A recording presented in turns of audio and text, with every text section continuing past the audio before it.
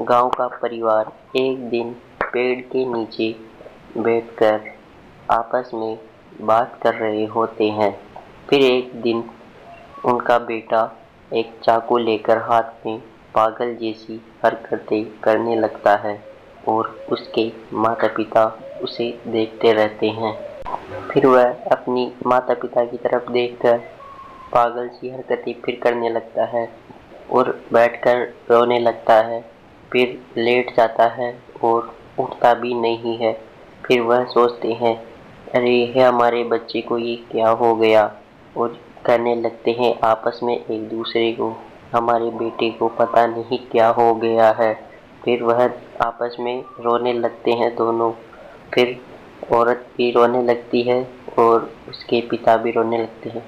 फिर उसकी माँ को और पिता को गुस्सा आने पर वह उसे कहते हैं यहाँ से चला जा, और इतने में ही उसकी माँ बेहोश हो जाती है। फिर एक दिन उनका बेटा पेड़ के नीचे आपस में बात कर रहा था जहाँ पर कोई भी नहीं था, और वह इधर उधर देखकर फिर बैठ जाता है और वह अपने माता पिता को देखने लगता है। फिर वह पागल जैसी हरकतें करने लगता है।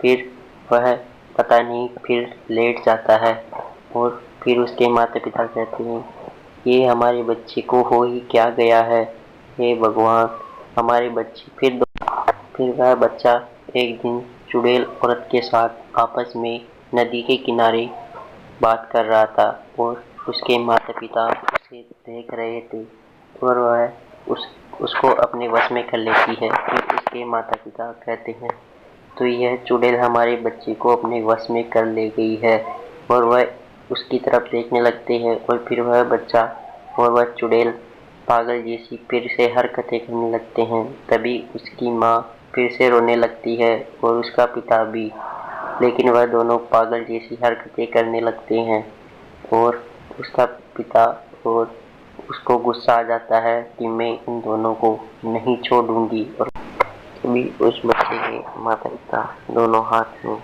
चाकू लेकर उनकी तरफ मारते हुए आगे की ओर बढ़ते हैं।